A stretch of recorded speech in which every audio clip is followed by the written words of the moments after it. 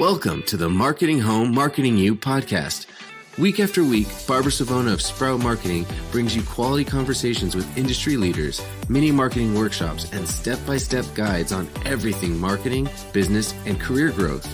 So grab a cup of coffee and get ready for some outside-the-box ideas from the girl that lives inside the shipping container box. Welcome you, Dwight. Thank you so much for joining me on this week's episode of Marketing Home, Marketing You. Hi, Barbara. It's good to see you.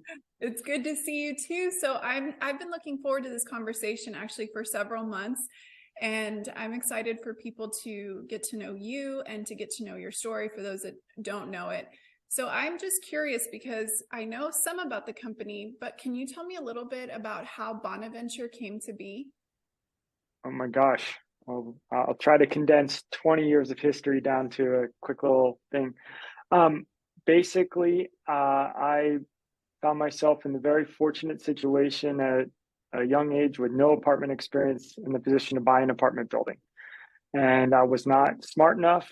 I didn't have a mentor to say, don't try to do what you're about to do. And basically, at the age of 25, I bought a 370 unit apartment building and somehow managed to solve 1,000 problems along the way. And ultimately, that was the birth of Bonaventure. And so while that's interesting, I think what's more interesting was that some of the seeds of our success were sown in that moment. Like, for instance, picking the name, like I didn't want to name it Dwight Dunton Real Estate. I hope that it would be about more than us. I also didn't want to name it like Acme Real Estate, something generic. And I happened to stumble upon our family genealogy in 2000, where the first Dunton ancestor came to the United States in 1621 on the ship Bonaventure. And that was it. It was a ship of good tidings for myself, as well as now 375 folks that call Bonaventure their place of work, and over 6,000 residents who call a Bonaventure community home. That is incredible. So I was going to ask you about the name. I was curious. So it means good fortune. Is that right? Yeah, it does. So it's just on so many levels, it was the perfect name.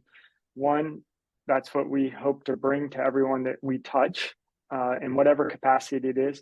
But two, it was physically a ship that brought good fortune to my family. And more importantly, this is a vessel where we hope to bring good fortune to so many others, first and foremost, our associates, and then the customers and families we serve. Oh, that is incredible, man. What a story. And I just love like all the analogies that can come off of that, the journey, the struggle. Yeah. So, okay. What makes Bonaventure then different in this multifamily housing space? Yeah.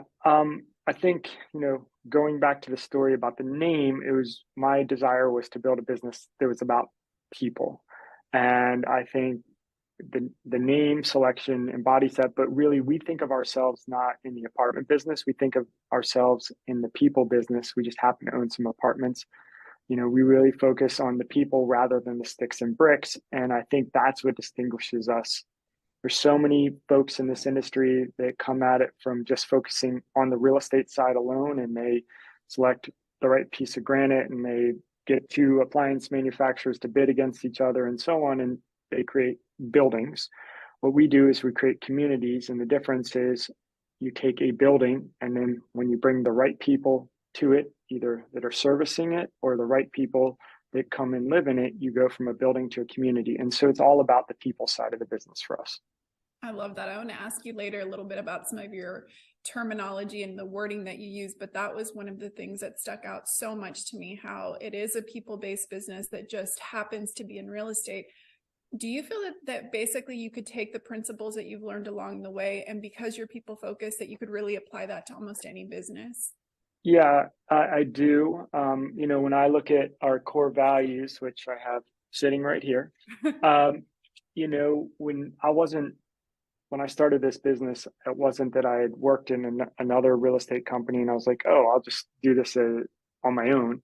It was really, I'm going to build this thing from scratch. And so I didn't know what I didn't know, but what I also didn't realize was I actually knew a lot of things. I just didn't realize it. And one of them is we had values. Those values were in the company from the moment it started. I just didn't know how to put it to words. And so we went through the process of formally like writing down our core values. And I thought this was going to be some event where everyone would have an opinion about it and we'd have to like make some compromises. Well, it turned out we nailed it in like an hour. And it was because we already had that value. We had those values. We had the DNA, and it was present within all of us. We just didn't have the vocabulary to describe it. And so I think these values resonate for lots of different businesses. They may not resonate for everyone's business because values aren't right or wrong. They're just the same way DNA isn't right or wrong, just distinguishes our group from another group. And we could apply this group of people with these values to another business. I think that's so incredible because for a lot of people, core values are literally a job that a marketing department goes, thinks up, says what sounds good to put on a piece of paper. But for you, it sounds like you all were already embodying it. You were living it. You just kind of had to flesh out the overall messaging. Yeah, that's exactly right. And, I sound like a broken record about this DNA thing, but it seems to be so apt because when you're born, your DNA is the exact same as the moment you die. And what evolves over your lifetime isn't your DNA, but rather how it's expressed, like how it looks on the outside, how you think, how you move. And the same thing is true with any organization, and especially Bonaventure. Our DNA has been the same the first day to today to the last day of Bonaventure, which I hope is 150 years from now. But the way it expresses itself, the way it appears outwardly and the way we talk about it and communicate will evolve over time, but that DNA will remain unchanged. So now that we've kind of talked about setting the stage, the foundation for Bonaventure, I'd love to shift to talk a little bit about how you as a CEO have evolved. You talked about condensing this to 20, this 20-year journey. So how is Dwight today different than Dwight 20, 25 years ago? We'll get right back to our conversation. But before we do, I just wanted to remind you, if you haven't already, go to sproutmonthly.com. There you can subscribe to our monthly digital magazine and make sure you subscribe your team also. This will give them an endless supply of ideas for the upcoming 2 months for their marketing, their resident events, their retention, social media, plus all these conversations that we have on the podcast. You'll also see these interviews inside of the magazines too. So make sure you go to sproutmonthly.com. You'll also get access to tons of free resources. All right, let's get back to it. Oh my gosh. Like our values, it seemed to be a personal reflection of me. I think our company and my personal evolution have been hand in hand. I look back on all of the things that I thought I knew, and I realized I didn't. And I think a few things stick out to me as one, which is like really being able to be transparent and honest with yourself about the things that you're amazing at and the things that you're not amazing at, the things that you're good enough at that you hate, like that quadrant of natural ability and things you love, and really being able to be honest about yourself. Like there's some things I would love to be great at, like hitting a 300-yard drive right down the center of the fairway. I will never, ever be good at that. No matter how much I try, I will never be good at that. And so is like saying to myself, you know what, that's in that quadrant that I just don't need to spend time on because I do not have that natural ability. But there's other things that I really do have a natural ability at and I enjoy, and how do I spend my time there? And so I think a couple of things are, one, being able to look in the mirror and really see yourself who you are and not be embarrassed or shamed, not focus on what you'd like to be, but rather accept who you are, understand the things that you can grow and the things you can evolve and the things that are immutable about yourself. And so that's been one. I think another is appreciating that everyone is different and that the way you see the world is different than others. So that was the first thing. The second thing is I realize is the way I see the world is pretty abnormal. If you said there's a bell curve of the way people view the world, I thought I was in the middle. Like I'm just like everybody else. But in fact, I realized that my perspective is fairly uncommon, and that I didn't realize that for a long period of time. And I think it created a lot of friction in terms of interpersonal communications. I was like, well, why don't you see this? And the reason is because I fulfill this role at our company called Visionary, and that's a fairly uncommon set of character traits, but I didn't appreciate it at the time. So it's been a journey of self-discovery. Yeah, I think you're Everything you said resonated with me too, because as a CEO myself, it's a little bit about putting ego to the side, because when you first start, you want to be able to say that you're good at everything and that you can do everything. So when do you think that look in the mirror, just like, where did that kind of get clearer for you? I would say it kind of happened in my mid-30s, and it was the reality of I've got my personal life. I became a father, and you have kids, and you realize that you don't have an unlimited amount of time to devote to your first kid, which was for me was my company, because it was born first. It's now fifth in the SAC ranking. My real kids come first, but I realized that like I used to be able to compensate for the things that I wasn't naturally gifted at by throwing an unlimited amount of time at that. And I was like, it was always unsustainable, but in the face of being a father of a young family, it becomes really unsustainable. And then you have to start making hard choices about how you allocate your time. And then when you really dig deep and you realize the source of why, no matter how much time you spend on this thing, it's never getting better. And you realize I'm the problem. And that if I were to let go of this thing and delegate it to somebody who's gifted at it, all of a sudden the problem goes away. I free up time and we get a better outcome. And so I think that coincided with like this personal evolution in my life and my personal life and my role. And it forced me to think a lot about my role at work and how there's got to be a better way so that I can free up the capacity for these children who need mentorship, leadership, parenting, etc. So would you say then that constraints of your time have almost made you be more innovative in how you use and allocate the resources that you have? Yeah, I mean, I have an unlimited amount of energy, but I think I'm a fundamentally lazy person.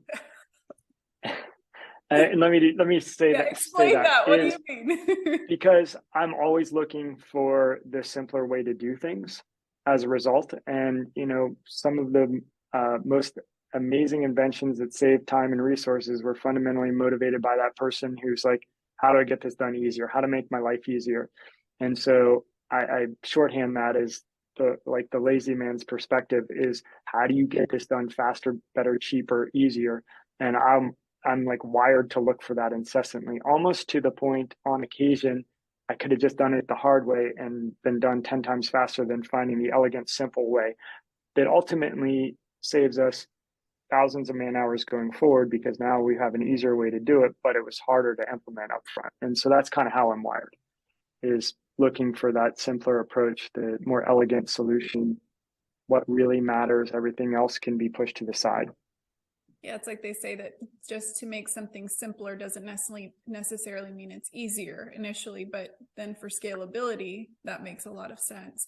So that oh, I'm sorry, go ahead. Yeah, and what my example, because I talk about this a lot with our team, I was like, Windows came out with a phone and it had like 20 buttons on it, and it was probably they were able to build it very quickly because they were like, we'll just stick buttons on it. It wasn't intuitive, it wasn't easy, but they could quickly produce a new phone and a new phone. But Apple, it takes 1 year to come out with something that looks effortless, but it takes a lot more resources to do it. And that's the balance, is if you want to make it intuitive and easier for your end users, it's way harder. That's one of my favorite stories. I remember that when I was researching for a specific presentation on that Steve Jobs, I guess at the end, they wanted to have 2 buttons, his design team. And so he threw 2 crumpled up pieces of paper at them, and they couldn't catch either. And he said, you get it? It needs to be 1, or else people won't get that. Whenever no matter how deep they get into the phone, they can always press this 1 button and get back to where they need to. So I love that story. I'm going to borrow that when I get you from you. I'll send you a quarter royalty for the idea. Thank you. Okay, great. So then share with me a little bit. You've kind of touched on it, but you're wearing a lot of different hats. It sounds like you're focusing where your strengths lie, but how are you managing to juggle all the roles that a CEO has with stakeholders, teams, visionary, like you talked about, constantly casting this vision, and then the economy that's always changing? How are you managing that?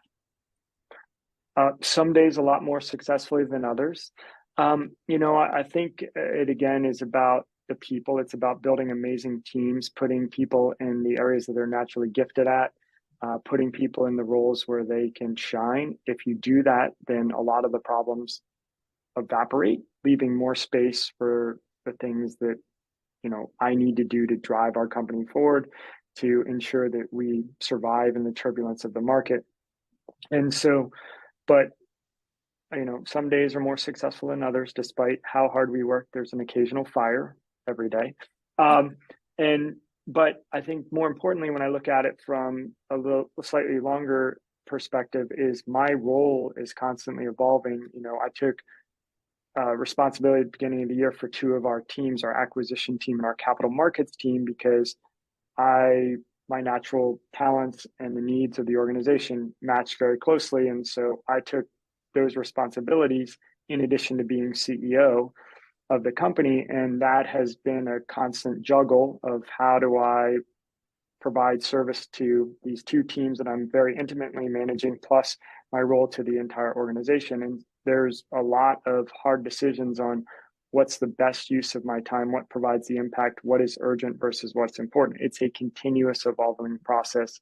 And every day you make slightly different decisions, but you make the best ones you can.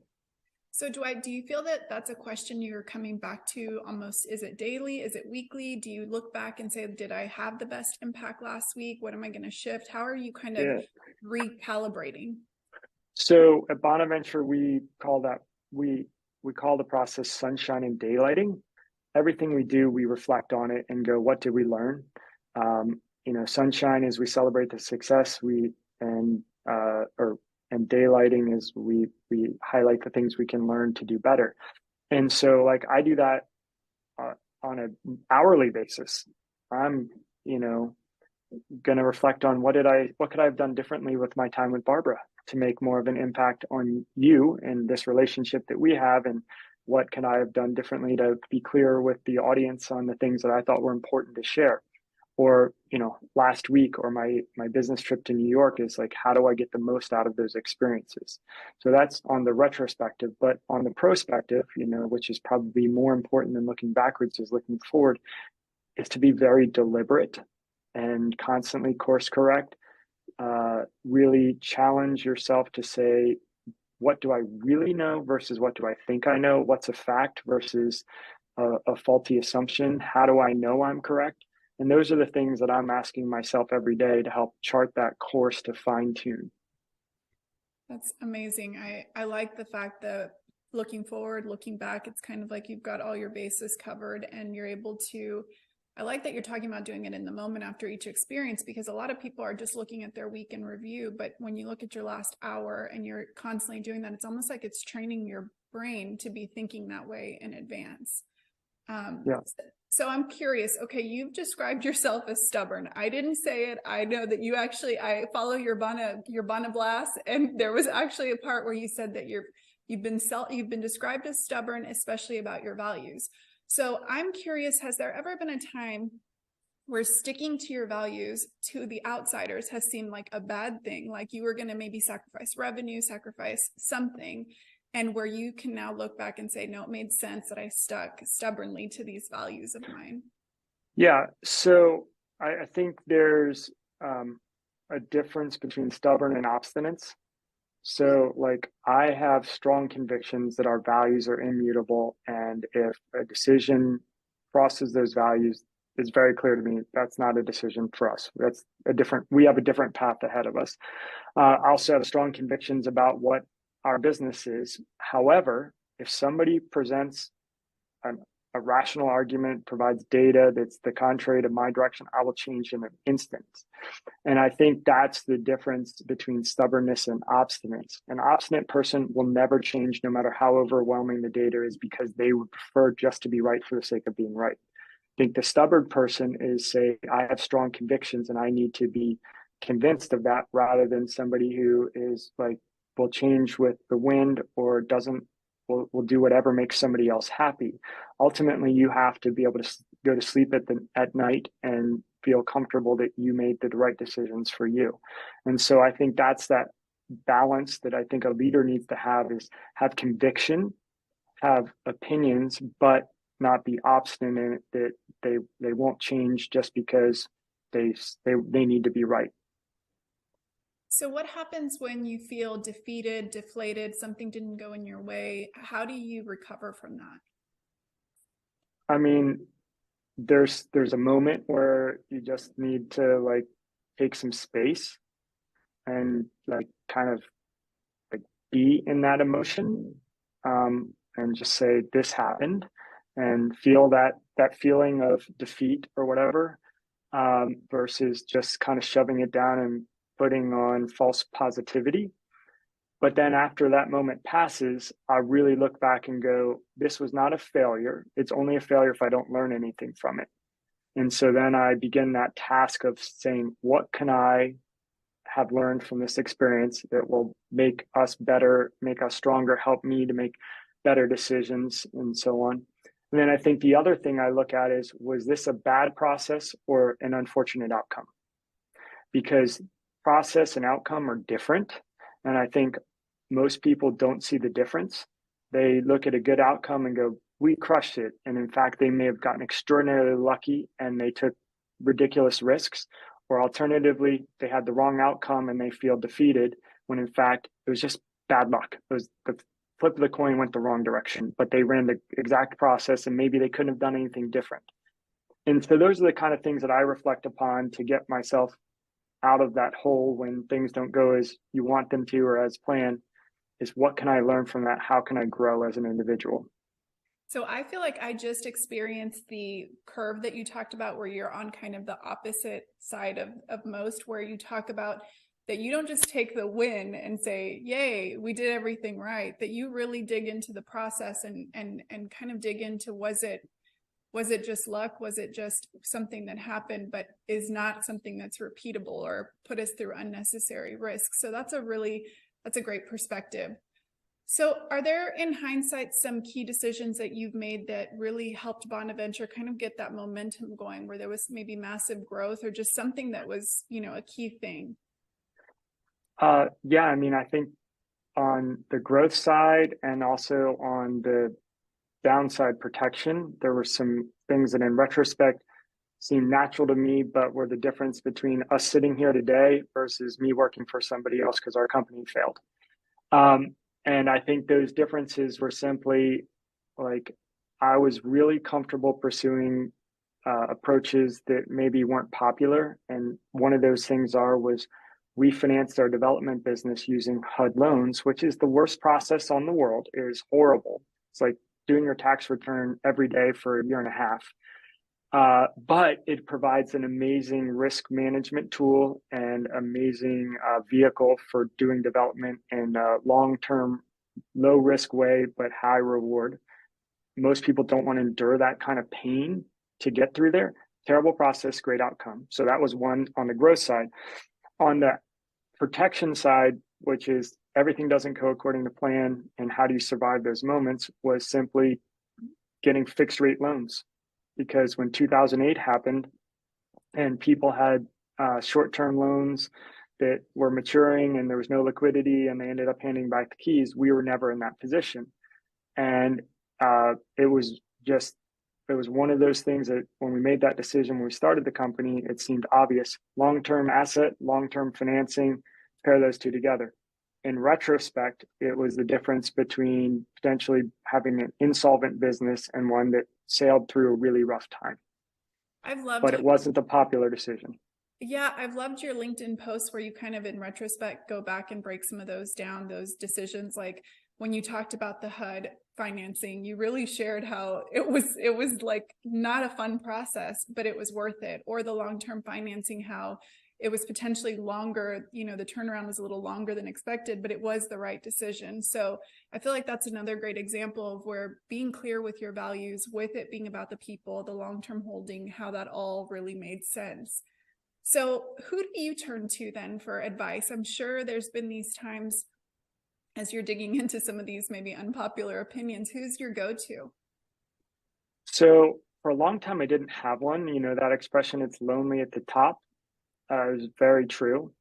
As the company grew and I really developed a leadership team, they became a resource. And then externally, I have several forums of other CEOs of other businesses, not even in the real estate world, where you can talk about those 5% of your life, the worst 5% and the best 5%, the stuff that you certainly may not tell your coworkers or the people that work for you. You may not tell some of your closest friends, but it's these people that have no interest in your life other than to support you because you're supporting them.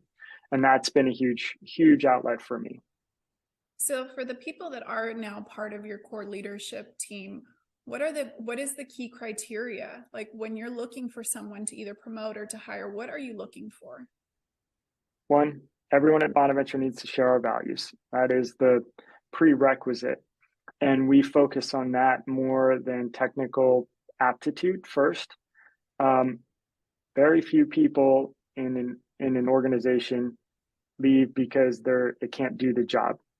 Because most of the time you work really hard to say, can you do this job? Most people leave is because they're not a culture or value fit, or they rub people the wrong way. Or so we look for that first, and then we turn to the technical aptitude. On the leadership team, we look at, does this person really GWC it, get it, want it, and have the capacity for the role? And they have to be amazing leaders at organizing teams of people to break down long-term goals into shorter-term milestones and boil that down into the tactics to build a business and to manage teams and motivate people and just bring all the pieces together. They basically have to be mini entrepreneurs running businesses at Bonaventure.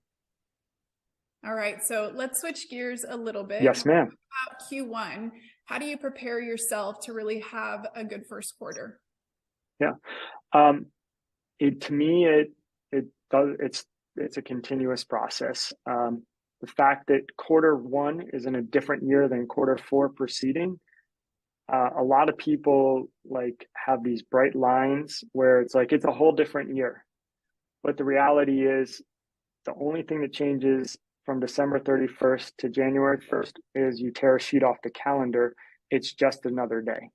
And so how do you have this mindset of a continuous process of evolution and goal setting and continuous course correction versus, most organizations, most individuals, they set these goals. They're called New Year's resolutions.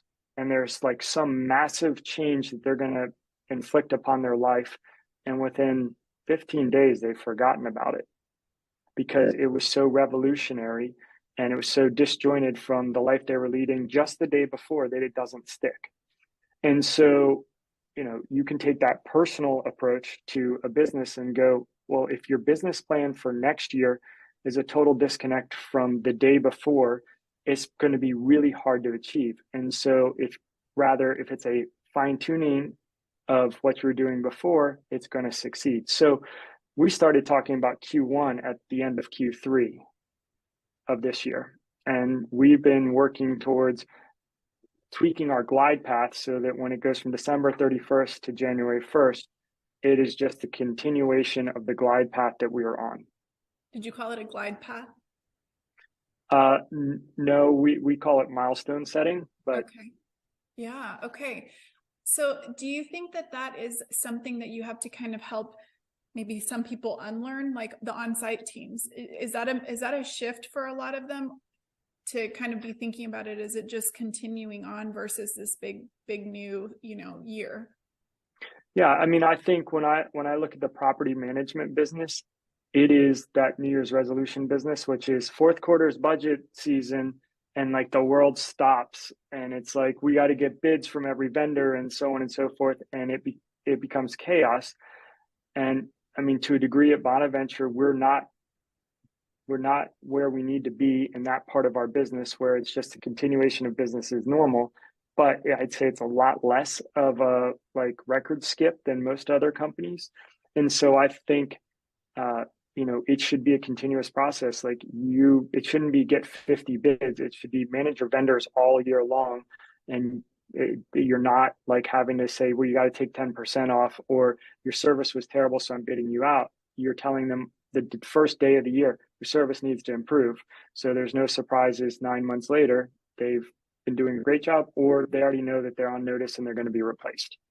And it sounds like in essence, you're teaching your teams then to almost think like entrepreneurs themselves, because I think about from a small business, we're always thinking like that. If something isn't working financially, we're not waiting until January to make a change or to evaluate it, because we're looking at every single dollar. So it sounds like that's what you want your property managers to be doing as well.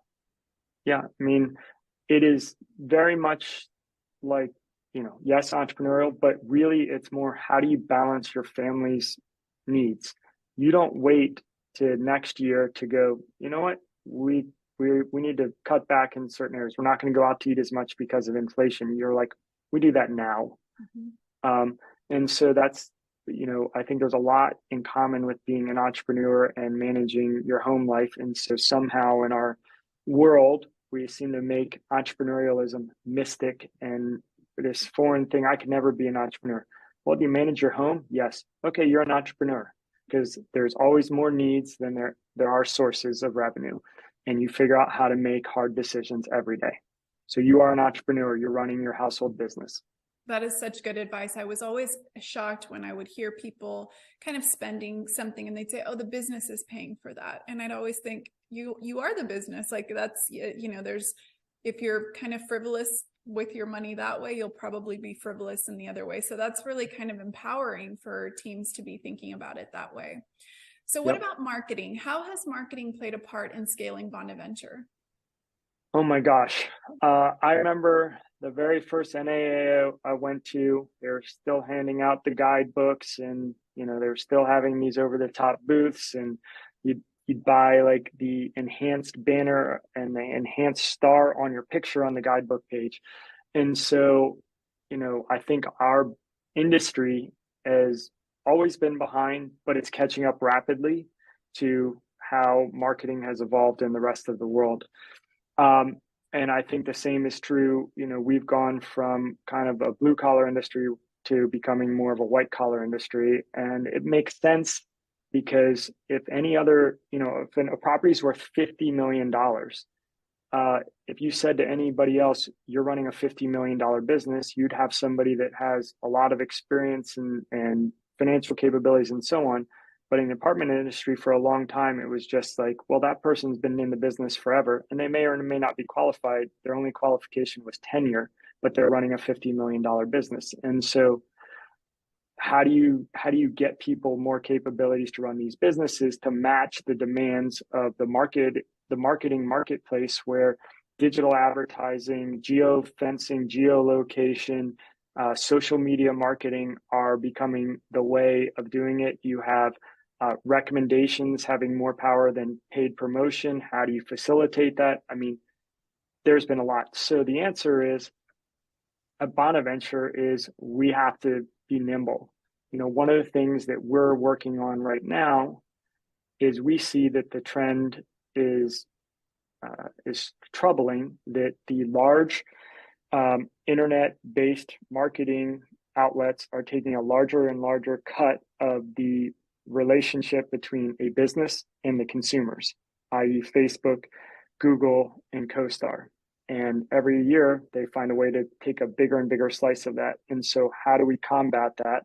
Can we do that through brands? Can we do that through having property ambassadors that provide referrals, that provide direct consumer to consumer feedback? So we're constantly in this cat and mouse game, and we're trying to say, where are we today, but where's this heading?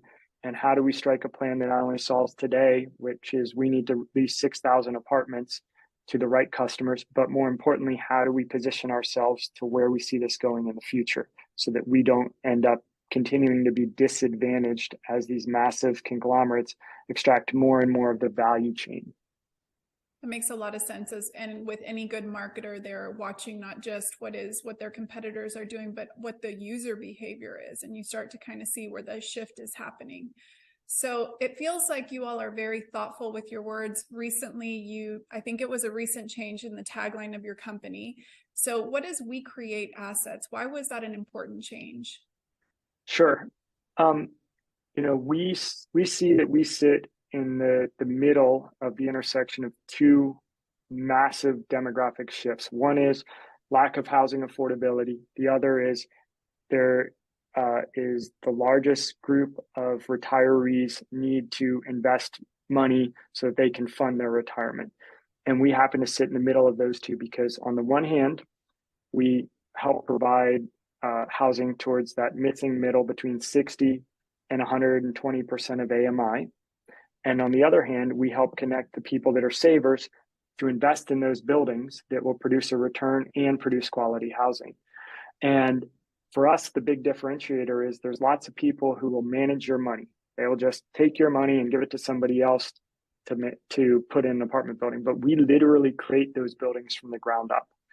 And so that was important for us to communicate to the marketplace of people who are in need of getting a return on their capital, that to distinguish ourselves from just people who are allocators. They're running around chasing deals, to saying, no, we like find a piece of land, we clear it, we put the pipes under the ground, we pour the concrete, we put up the 2x4s, and we eventually create this asset from nothing. And that was important for us to communicate to the market, one of our uniques. So perfect, because the tagline speaks to your consumer and to those that are investing with you. So that's the other one that I loved. You already mentioned the one about a company that, you know, is in the people business, but happens to be in real estate. But I also, there was one little line that you'd written years back, very, very many years back. And it said, Bonaventure's offerings span multiple stages in a customer's life, from ramen to rings and beyond. I don't know why, but that one just like perfectly painted the picture of the renter that you were speaking to at the time. Yeah, I mean, I think we try to look at our company is evolving through our life cycle, and our customers are doing the same. And how can we meet them where they are today and help them get to where they want to go in the future? And so if you think about that particular line, which is you eat ramen, maybe you're a recent college grad and you're in your first place and you're struggling to make ends meet because you're early in your career and you're not making a lot, to now you're getting married and you're bringing, you know, two people together to become one family, and they're exchanging rings and their needs are different. And how do we provide products and services and lifestyle that meets those different spots? That needs to be on a billboard. I just think that'd make a great marketing tagline right there. Okay, well, as we're wrapping up, I just have a couple more questions for you. Yes, ma'am. So when people, you know, you talked about this company for years to come, and that's your goal. When people think of Bonaventure, what is important for you that they think? What do you want to come to mind? I want them to think about the people that were behind that beautiful building they're looking at.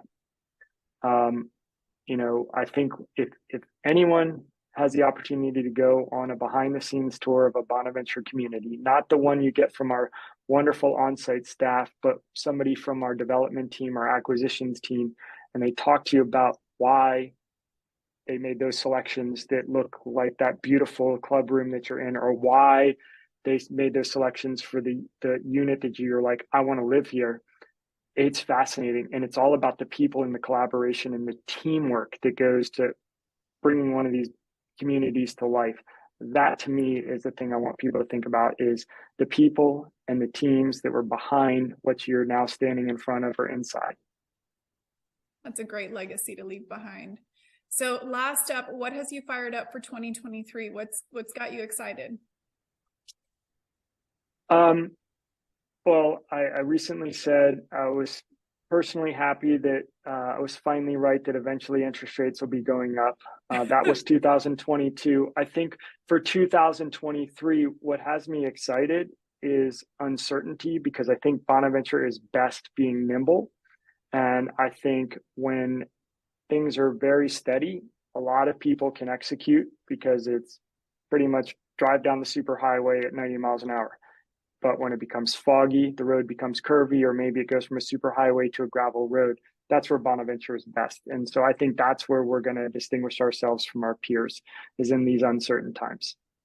That's an exciting outlook. Instead of looking at it like everybody else is scared, you know where you guys can shine. And it sounds like this is the perfect landscape for that to happen. Well, Dwight, this was so much fun. And knowing how busy you are, I just want to thank you for taking the time to visit with me. I feel like I got like a little mini CEO training class today. So thank you so much for your time. And I hope we can visit again in person, hopefully someday soon. Yes, we will. Barbara, it's so great to see you. And I can't wait to see you in person. You are a great interviewer, and you really got me reflecting on some things that tonight I will tell my kids about. You've reminded me of some important lessons that I will share with them.